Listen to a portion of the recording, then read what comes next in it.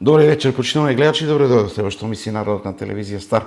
Имам задоволство да ви најавам една емисија која што конечно имам гостин со кој што ќе разговарам на тема за која што многу малку говориме, односно можам да заклучам и многу минат да веројатно може да заклучат дека во Македонија ние многу ретко говориме едни за други од аспект на разликите кои што можеби треба да не поврзуваат. Многу повеќе говориме за разлики отколку за сличности меѓу сите нас.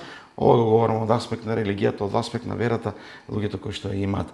Овие денови се празнува Курбан Бајрам и токму затоа задоволство ми е што во нашето студио го имам Ердован Ефенди Шабановски, магистер Ердован Ефенди Шабановски, кој што е професор, и оџа во Кадан Ана џамија во Штип. Добро вечер, професоре Ердован. Добре дојдовте во нашето студио и мислам дека е Бајрам Шериф Олсун, кога се честита. Благодарам. Најпрво би сакал да ви се заблагодарам за поканата.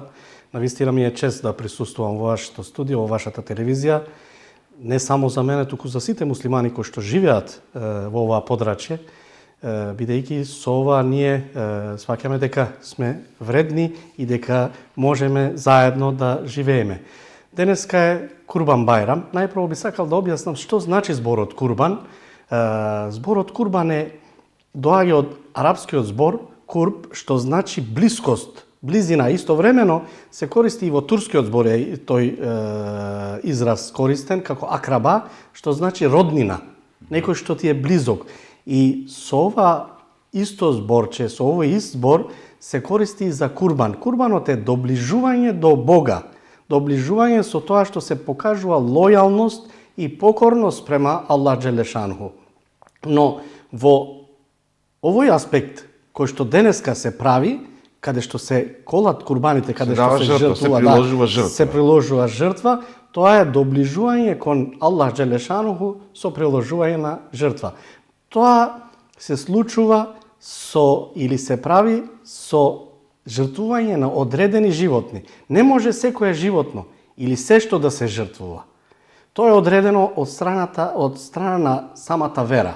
Кај нас може да се жртвуваат животни кои што имаат услови за жртвување, а тоа се овца или овен, коза, камила, крава или бик, нешто што е и дојдено до возраста. Не сме истовремено да се жртвува и животно кое што е болно, кое што е осакатено, без едно око или има некоја мана.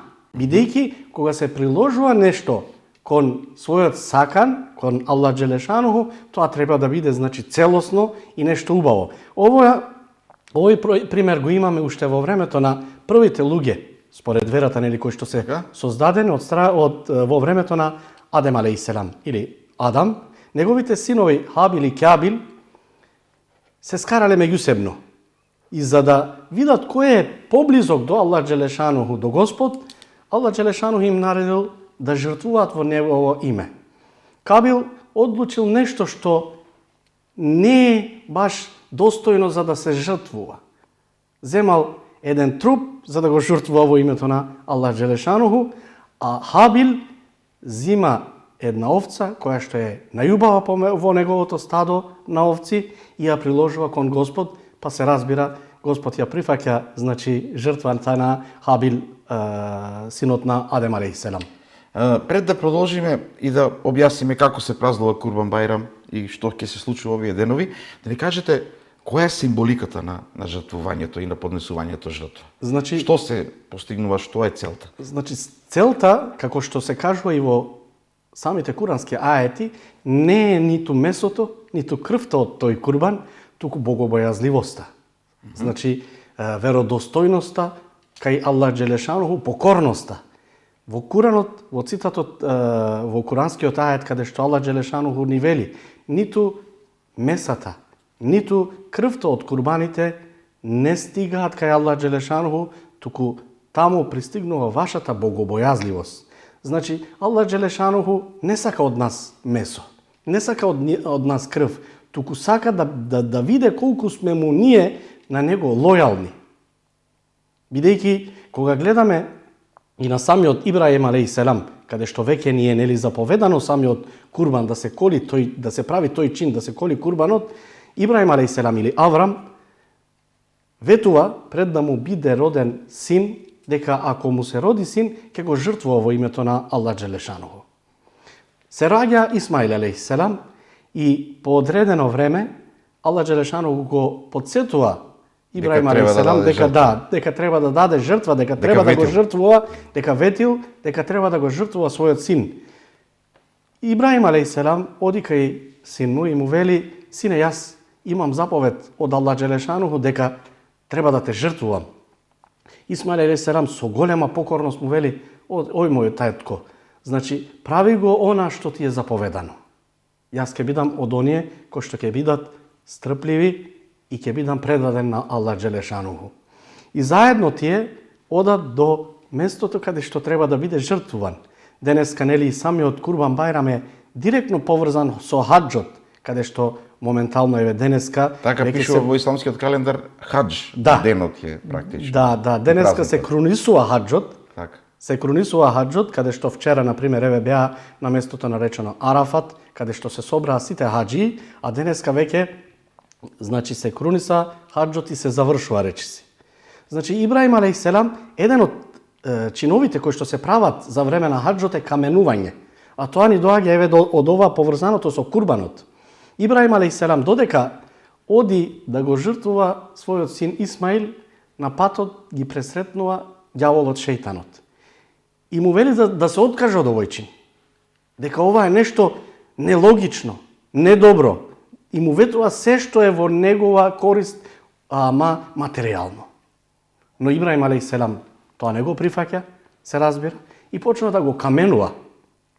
И овој чин останува денеска аџиите, кога одат на аџилак, символично го, значи, каменуваат ѓаволот шејтанот. Потоа пристигаат на местото каде што треба да биде жртвуван Исмаил алейхиселам, кога пробува, нели, ножот му го става на вратот за да го сечи, а ножот е толку, значи, пресечлив што пресекува камен. Пробува да го пресекува, но ножот не пресекува. И во тој момент Аллах Джелешанову, поради оваа покорност, лојалност, му праќа овен на местото на Исмаил алейхиселам. И со ова останува и кај сите верници. Хумано и човечки од аспект на луѓето. Тоа е само една лојалност. Аллах Джелешанову, како еден родител, го испробува најтешкото што може да се направи. А тој испит, значи, го добива. Дошло искушение на искушение, јасно. Најголемото искушение. Сега, колку е традицијата на курбанот и во други религии и претходно, какви се видови на курбан има? Да, значи вака, кога гледаме во претходните религии, кај сите древни народи и религии, значи, постои курбанот. Кога гледаме зашто се прави ова, за да се доближат до Бога, значи за благодарност, за простување гревови, за заштита од зло. Во старите цивилизации, кога гледаме кај грците, приносувале животни на своите богови, нели?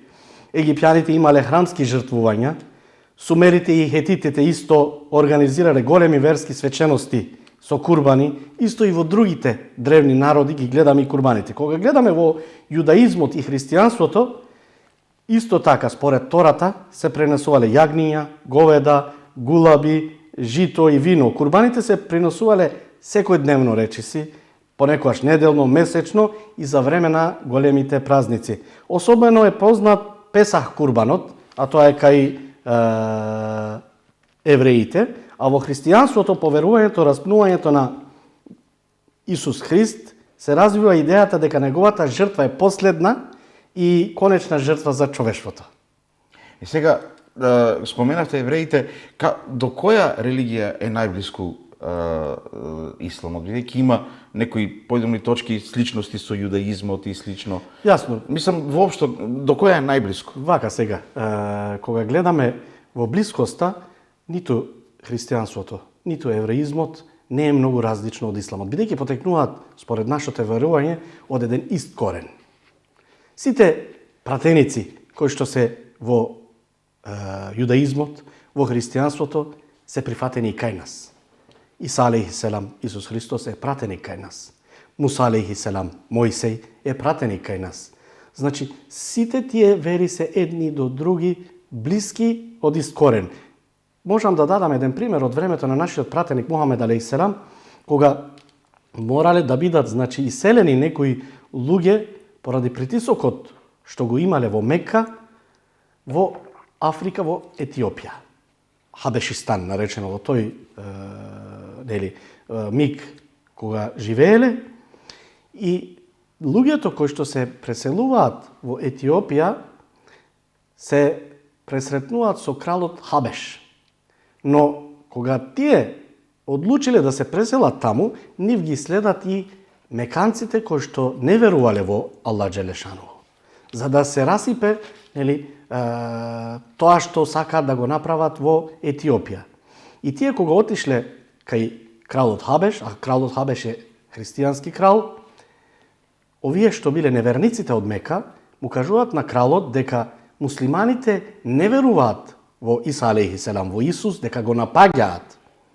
И овде Џафер ас-Садик кажува дека Иса алейхиселам е вреден, дека е син на Мерием, на Марија.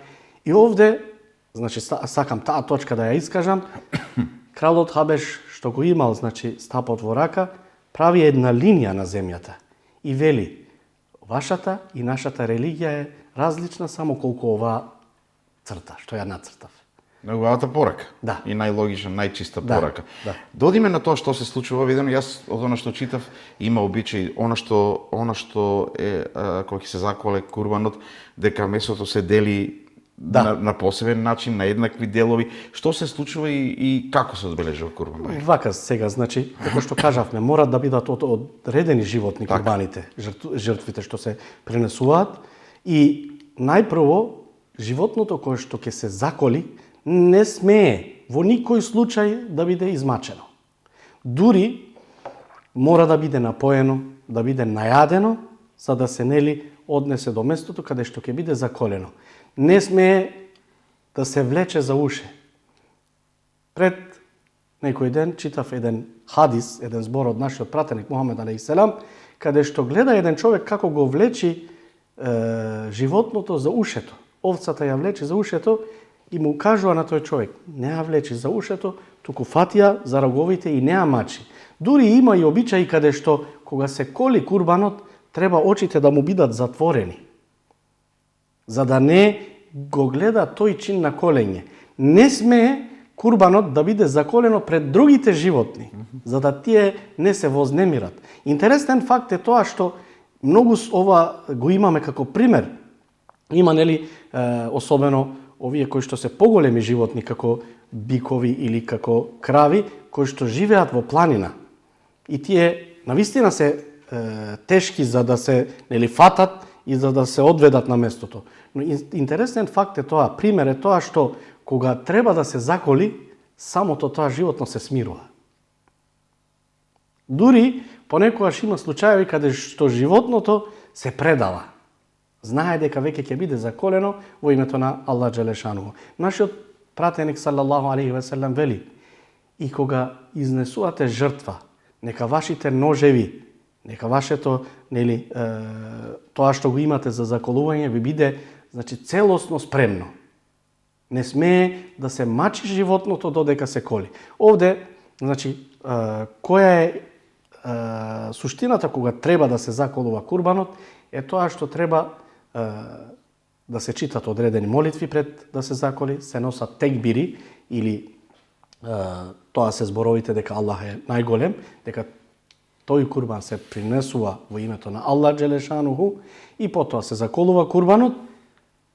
После заколувањето на курбанот, месото се дели на 3 дела. Така не советува нашиот пратеник Мухамед алейхиселам, каде што ни вели: курбанот кога ќе го заколете, 1/3 оставете ја за себе. 1/3 поделете ја на вашите комши и пријатели. Овде сакам да кажам една интересна работа. Кога се дели тоа месо, не се разликува ниту вера, ниту националност. Може да се дава на секој кој што ви е комшија, дали без разлика, дали тој е христијанин, евреин или од некоја друга вера. А третото, а тоа е најважното, месото што 1/3 преостанува, да се даде на оние кои што имаат потреба. А тоа е најголемиот чин на овој празник, најголемата работа што треба човекот да ја направи за време на овој празник. Има некои луѓе кои што курбаните ги сметаат како наполнување на самите фриждери. Тоа не е курбан. Тоа не е доближување. Нешто што човекот го прави поматеријален. Сака да добие од тоа материјалност, тоа не е жртвување. Туку само една материјална придобивка. Гледам дека она што испитува вели Курбан Бајрам се одбележува 70 дена по првиот Бајрам во годината, Фитр Бајрам или Рамазан. Со него се поврзува комплетирањето на светиот Куран. И Курбан Бајрам го одбележува и завршувањето на аджилакот на аџиите кои одат да се поклонат на светата Кјаба во Мека. Сега, и вели, аджилакот е една од 5 свети должности на муслиманите. Кои се останатите 4? Значи вака, најпрво, првиот столб, имаме 5 столба на нашата вера. Првиот столб е да се прифати дека Аллах Джелешанху е еден и единствен и дека Мухамед алейхиселам е негов пророк и пратеник. Вториот столб е клањањето на намаз, кој што се практикува секојдневно по 5 пати. Третиот столб е да се пости за време на месецот Рамазан. Четвртиот е да се дава милостина или зекјат, кај нас наречено, оние кои што имаат, оние кои што се богати според верските прописи, треба дел од своето богатство, многу малку е тоа, да го даваат на оние кои што немаат, на оние кои што се сиромашни и како што спомнавте, петиот столб е аджилак, да се оде на аджилак, исто и тоа е за оние кои што имаат можности, кои што се сметаат за богати во верата. И овде вели хуманизмот, хармоничните односи меѓу луѓето, меѓу човекот и светот и стремежот кон мир и благосостојство, како основни принципи на исламот на празникот Курбан Бајрам се исполнуваат со посетување на роднините, пријателите, со честитки и добри желби за секој намерник. Значи семено се слави во домовите и како на поинаков начин? Вака, сега сакам да започнам најпрво дека Курбан Бајрам или самите бајрами најпрво започнуваат со треба да бидеме заедно со општеството. И се започнува со утринска молитва, бајрамска молитва, каде што сите верници, и тоа е заповедано, значи морално е да се направи, и сите верници таму се клања многу малку 2 рекјата, така е наречено тоа, се клања и се молиме за мир, за берикет, за добрина, и потоа сите тие верници одат во своите домови, кај своите семејства, и се честитаат Бајрам, најпрво во своите домови. Значи се доручува таму, се прави ручек. Истовремено е многу важно, освен семејството, да се посетат и оние кои што се од блиско семејство, пријателите, комшиите. Можам да кажам еден интересен факт од времето на Османската империја. Имало еден систем, милет систем се нарекува тој систем, каде што се разбира и тоа го знаеме сите, живееле многу народи, многу националности од многу вери. И кога гледаме како тие ги празнувале овие празници меѓусебно, без разлика дали тоа е Бајрам, дали тоа е Божик или Велик ден, тоа било во хармонија. Вистинска хармонија. Пример, кога христијаните имале своји празници, како што е Божик или Велик ден, тие биле ослободени. Тие имале своји слободни денови. Так. И самите муслимани комшии оделе за да им честитаат на своите комшии. Истовремено се случувало и за нашите празници, за исламските празници, дали тоа е Рамазан Бајрам или Курбан Бајрам. Еден интересен акт што сакам да го кажам овде е тоа што ако на пример се совпаѓало великденски постови или божикни постови да падне, да биде заедно со Курбан Бајрам, да, особено во Курбан Бајрам се знае, така? Се готви месо, бидејќи тоа нели се предобива, и внимавале самите муслимани за своите комши кои што доаѓале најпрви искрено да честитаат, да имаат посно нешто. Да имаат нешто посно. Што е сепак исто така почитување. Да, и тоа било самиот соживот кој што постоел. И се уште постои, јас така се надевам. И за тоа подоцна би ве прашал, меѓутоа во моментов кои се вредностите на кои што ги промовира исламот? Што е тоа што се вредности кои што ги промовира исламот од аспект на тоа нели дека религијата често пати знае да биде злоупотребена, често пати знае да се излекуваат заклучоци дека има некои постулати или во Коранот или во Библијата или било каде во било која религија кои што се извртуваат и се толкуваат на поинаков начин. Јасно. Кои се вредностите што се промовираат? Значи вака, јас сакам да кажам една работа. Се разбира, сите вери проповедаат нешто што е добро и убаво. Исто така и исламот. Самиот ислам никогаш не проповеда нешто да се направи што е зло. Тоа е најголемата лошотија што може човекот да ја направи. Но, за жал, има групи, идеологии на луѓе и на општества, каде што се толкуваат, како што кажавте и вие, на различен начин. Верата не учи да живееме заедно. Верата, самата вера, не учи да се подпомагаме еден со друг. Бидејќи нашиот пратеник вели, оној кој што не е милостлив на оние кои што се на земјата, нема да му биде на него милостлив оној кој што е на небесата. Тоа е една јасна и главна порака. Нашиот пратеник никогаш не проповедал нешто што е лошо. Никогаш не сакал да има лошотија, туку сакал да има една хармонија, да има верба, и тоа е целта на една вера. Но за жал, како што кажавте и вие, толкувањата, различните толкувања доведуваат до искористување на самите вери и со тие искористување да дојде до некој...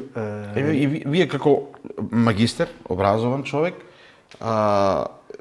како толкувате тоа што навистина и големи војни се започнуваат во светот врз основа на разликите во верата, можеби и различни толкувања. Зошто, мислам, што се случува со светот за да може религијата на таков начин да се злоупотребува? Реално, често пати тоа се случува, неразбирање за различностите и доаѓаме до големи судари во светот кои што го доведуваат и до работ на големи војни, до работ на пропаст, на кризи и се. Јасно. За жал, ова можам да го кажам на овој начин. Не е важно човек дали е верник или неверник. Секој човек кој што носи во себе зло, кој што има само материјална цел, тој човек би, злоупотребил се што е можно. Дали тоа било вера, дали тоа било нешто друго. Кога гледаме во светот,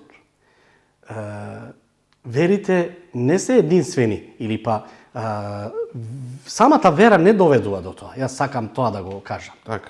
Значи самите луѓе кои што се злобни, кои што носат злоба во себе, ги користат овие и сакаат да бидат материјално, за жал човекот во себе носи и една таква страна.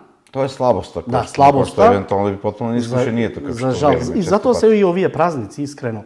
За жал и тие луѓе ја искористуваат верата за зло, дали материјално, дали нешто друго, за да се, со тоа да придобијат нешто што не може во нешто друго. Па, во право сте, во која и религија да е, во која вера да е, има лошо и добро. Така. И така треба да се гледа. И мислам дека нема религија која што не кажала дека желбата за материјално не е добра. За материјални богатства, за материјално. И сега, малку за аджилакот. Гледам дека и пишува дека тоа е една од 5 должности и столбови, и вели секој муслиман кој има можност треба да го изврши најмалку еднаш во животот. И луѓето штедат, собираат пари, визи се потребни и слично. Јасно. Што всушност значи аджилакот и колку е лесно за еден човек да си го дозволи да отиде таму? Јасно. Значи, како што кажавте, тоа е чин кој што го прават оние кои што имаат можности. Луѓето, повеќето луѓе, кои што се навистина, со богатство, богати луѓе, не им треба да се штеди. Така. И самиот Аллах Джелешану не заповедува на секого да оди на аджилак, туку вика, вели Така дека пишува. оној кој што има можност, Оно кој што може, да. Да, оној кој што има може. можност, така. да оди на Управо. аджилак. И затоа не е проблем, од година во година се менјаат за жал цените поради глобалното ова што се случува во светот, се менјаат. Предходно беше многу помалку, моментално е многу поскапо, но сакам да кажам дека иако е поскапо, преполно е бројот. Кој е, еве, оваа година вели повеќе од 1,5 милион аџи пристигнаа. Може би нели, повеќе. Тоа е веќе малку и од денеска, како и да е. Кое е личното чувство на човек кој што ќе се одлучи да оди на аджилак? Како го гледате тој внатрешен момент на човек? Што е мотивот кој што го води, што сака да постигне? Значи, првиот мотив, за жал, јас се уште не сум бил, не сум го доживел. Човек прво треба тоа знаете луѓе кои што одиле. Јасно, така, само со слушање и со читање, но најдобриот момент е кога ќе се доживее нешто. Првиот чин е лојалноста, покорноста кај Аллах Джелешану. Второто нешто што е таму е како судниот ден. Таму луѓето, аџиите кои што се присутни во тие места, се облекуваат во бело, во еден чаршав бел, поточно да го кажам, каде што тие го доживуваат овој светски суден ден. Значи се собираат сите, од сите врсти на луѓе, од сите националности на луѓе кои што се разбира муслимани. И се собираат таму и таа облека не потсетува и на смртта. Дека ние ќе бидеме пред Аллах Джелешануху, и ќе треба за тоа што сме го правеле да му дадеме отчет. Истовремено, Мека или Каабата се рачуна како најсветото место за муслиманите. И посетата на тоа место може би е најголемото нешто за еден муслиман. Најдоброто чувство што може да го доживее еден муслиман е да го посети тоа место. Но најважното е тоа, колку и да се посетува, најважното е да се биде со чисто срце. Оние кои што не се со чисто срце, оние луѓе кои што само го прават тоа за да се види и да го видат. Дека бил на Аджилак. Да, дека бил на Аджилак, тоа е само туристичко шетање. Оваа година и посебно бидејќи тензиите во регионот, ова е регионот на Саудиска Арабија, западниот дел на Саудиска Арабија, и голем дел од оние кои што одат на Аджилак вели дека и покрај сите тие ризици чувствуваат благодарност што имаат можност да го остварат ова патување. И овде пишува дека за утре изгледа кога се смета дека е врвот, односно денеска кога е врвот на Аджилакот, верниците се собираат на молитва на планината Арафат, каде што пророкот Мухамед ја одржал својата последна проповед. Веројатно и тоа е еден момент кој што е битен. Вака сега, Арафат тоа се правеше вчера. Така. Арафат е моментот кога сите аџии кои што се присутни таму, во Мека, се собираат во планината Арафат, каде што се молат. Тоа е еден чин на Аджилакот. Без тој чин, без тоа да го направат, Аджилакот не се смета. Значи, не е прифатен. Тоа е местото каде што, според верувањата, каде што Адам, Хазрети Адем и Хавва се сретнале. Тоа е местото каде што се случиле многу работи кои што се вредни и добри за верата, особено за исламот. И сега, ајде малку за почитувањето. Реков дека верата, практично светот е тој еден, различни вери, различни религии, различни верувања го толкуваат на свој начин. И јако се согласивме и рекоте во суштина да нема желба за материјално добро, да се промовираат добрината, единството, луѓето, почитувањето, се, но за жал рековме дека има добро и злото понекогаш буди погрешни толкувања. Меѓутоа, како да се почитуваме повеќе? Колку ние сите се почитуваме? Колку знаеме едни за други? Млад човек сте, меѓутоа со вашето образование веројатно веќе размислувате и на тие теми. Вака сега има еден многу познат збор каде што се вели човекот е непријател на она што не го знае. Секој што го познава својот пријател, дали тоа бил христијанин, дали тоа бил муслиман, дали тоа било евреин, не е важно. Ако го познаваш, ќе го почитуваш.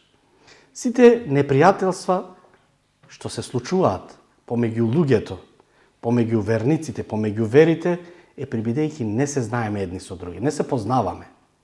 Понекогаш и одбиваме и не сакаме да се познаваме. Јасно, живееме со предрасуди.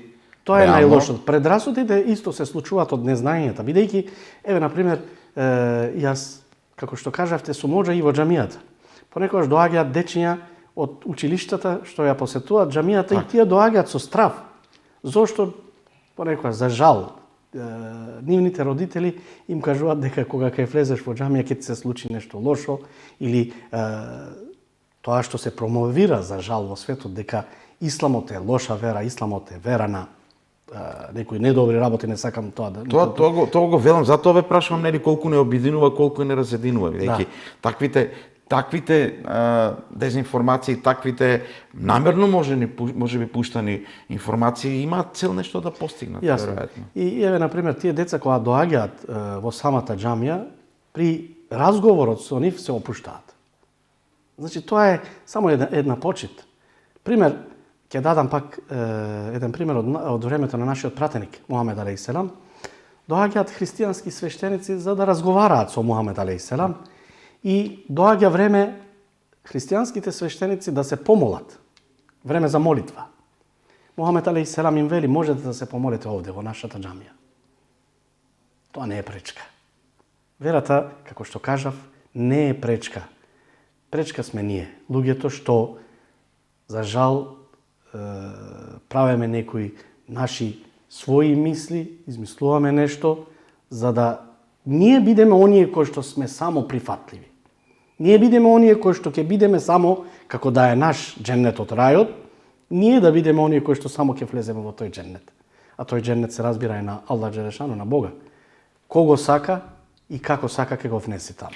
И околу, ајде постот, бидејќи знам дека специфичен е постот за Рамазан, така? Да. Специфичен е постот кога нешто поврзано со тоа дали е ноги, дали е ден.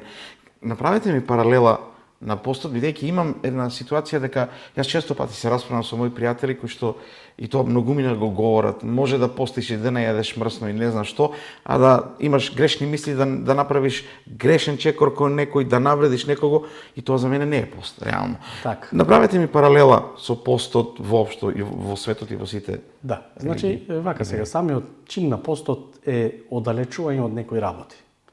Тоа започнува, значи, од изгреј сонце, тоа е чин на, значи, да се оддалечиш од храната, од водата. И до зајде сонце само вода? Да, Или не смеете ништо, ниту так. храна, ниту вода, так. Од интимни односи. Значи, но, има едно но, треба да бидеме оддалечени од она што го имаме како внатрешно зло. Грешни мисли, да, грешни мисли, навредување на некого. Да, во самиот Куран Аллах Джелешану ни вели, еве, на пример, можеме да го споредиме тоа и со намазот, клањањето. Так. Вели, клањањето го оддалечува човекот од зло. Кога ќе размислиме малку, нели, од друга страна, ако човекот клања и прави зло, тогаш тој намаз, Джабе е клањањето. тоа што го клања, значи не му прави ништо. Исто и со постот. Човекот ако пости и ако продолжува да прави зло, тогаш тој само станува гладен. Ништо друго не придобива. Колку може верата и религијата да биде искористена во позитивна насоќа? Колку може да одговори на она што се тие предизвици и искушенија, бидејќи искушенијата си од аспект на злоупотребата, како што реков, да се заведат луѓе да прават лоши работи во име на верата. Так. Бидејќи тоа го имаме во светот. Верата навистина е потребна за секого. За секого. Бидејќи човек кој што нема верба, кој што нема вера во себе, многу тешко може да го свати овој свет. Многу тешко да го свати, значи да ја свати неговата цел, зошто е дојден овде, каде ќе отиде. Еве, на пример, можам да кажам еден пример од Русија. Наши професори седат со еден генерал таму кој што бил пензионер, предходно бил генерал, и разговараат дека има и задгробен живот. А тој не верува во предходниот негов живот, дека атеист се разбира. И кога му се спомнува дека ќе има задгробен живот, тој почнува да плаче. И вели, кога ние, значи, ќе умреме, кога ќе дојде смртта, нема да не снема. Самата смисла, кај човекот, самата мисла дека ќе го снема е многу тешко. А верата од тој аспект ни дава една надеж, ни дава едно верување дека и после смртта ќе постоеме. И тоа е можеби најпотребното за човекот. Бидејќи тој што не верува, иако не е човек како што треба, тој може да прави секакво зло. А тој човек кој што вистински верува и во овој свет кај Бог, кај Аллах Джелешануху, и верува дека во судниот ден тој ќе биде испрашуван, тој ќе мора да дава отчет за своите дела што ги правел, тоа дава една, значи, работа која што го смирува, која што му дава тек и патека на тој човек да биде човек во овој свет. Бидејќи Македонија е средина во која што, нели, меѓуетничките односи се секогаш на некоја лесно може да дојде до нарушување. Лесно може луѓето кои што сакаат да доведат до нарушување. Како гледате на етничкиот соживот и соживотот воопшто во Македонија? Еки рековте дека своевремено имало слободни денови за некој немало. Сега има слободни денови за Курбан Бајрам. Метреса имаме. Значи, сепак се движат работите. Како гледате колку има надеж за соживотот во Македонија, бидејќи се покажа во поновата историја дека соживотот и меѓуетничкиот соживот е клучот за обстанување на Македонија. Доколку нема соживот, малку тешко да работите. Значи, вака, јас од мој пример сакам да кажам, јас никогаш со луѓето кои што се знам, кои што се познавам, сум немал никогаш лоши моменти доживеано или не соживот, да го кажам тоа. Јас сум од Валандово. Значи, за мојот крај би сакал да зборувам. Се разбира истото и овде. Имам пријатели веќе и од Штип, кои што не се муслимани, не се по националност. 5-6 години сте овде? 6-7 години веќе сум овде. И тој соживот го има. Ние живееме заедничко. Еве, например, се уште, фала Богу, имаме пријатели кои што доаѓаат за нашите празници. Имаме пријатели кои што ние одиме за нивните празници и ако не може да отидеме, и си честитаме едни на други. Тоа никогаш јас не ни го прескокнувам. Секогаш... Го забележувате ли кај младите тој тренд, што е можеби најважно од се? Се разбира, го има, но за жал веќе младите живеат, сите тоа го знаеме, во еден можеби поразличен свет од нашите. Јас сум се уште млад, се разбира, но светот се менува многу брзо, за да, нели, генерација од генерација е многу поразлична. Го има, но за жал веќе тоа, нели, го се прекинува или доаѓа до некое намалување. И би сакал уште една паралела пред да завршиме со емисијата. Често пати знам дека има коментари од луѓе кои станува збор за Македонската православна црква и воопшто, нели, за религиите, дека кога треба да се помагаат луѓето, собираат средства за лекување ваму таму, дека религиите, црквата не помаѓа и слично. Направите ми една паралела, како во исламот се помага на луѓето. Мислам дека и овде не е, можеби не е соодветно тоа, меѓутоа луѓето често пати реагираат дека треба повеќе да се помага. Јасно, вака на сега, луѓето, на народот. Ова да го кажам од искуство. Така. Значи, навистина, оние кои што сакаат да помагаат и тоа не ни го спомнуваат. Тој што помага не сака да се фали. Така е. А тие што не сакаат да помагаат или па воопшто немаат потреба или коментираат само за да коментираат, тоа го пишуваат и зборуваат. Бидејќи јас тоа го гледам. Луѓето кои што имаат потреба се помагаат од различни фондации, од различни луѓе, помеѓусебно. Еве, например, за време на Рамазан ние имаме еден чин кој што се нарекува фитр и тој чин е за секој член од семејството да се даде материјално нешто на оној кој што нема. Се помага на тој што нема. Се помага многу. Не е само тоа, например, во нашата вера, се разбира, кога гледаме и во другите вери, се помага многу. Но за жал има луѓе кои што можеби понекогаш, како што спомнавме и во претходните наши разговори, дека луѓето понекогаш ја користат и оваа прилика. Да, има злоупотреби и таму. Верата да ја искористат за да имаат своји придобивки, но ова се случува многу поретко во нашиот регион.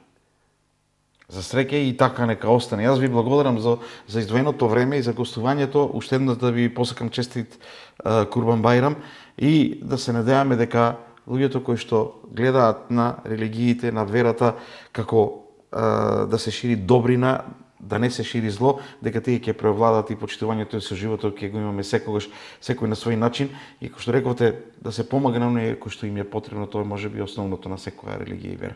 Ви благодарам уште еднаш. Исто јас ви благодарам. Бајрам Шериф Мубарек лосун на сите муслимани.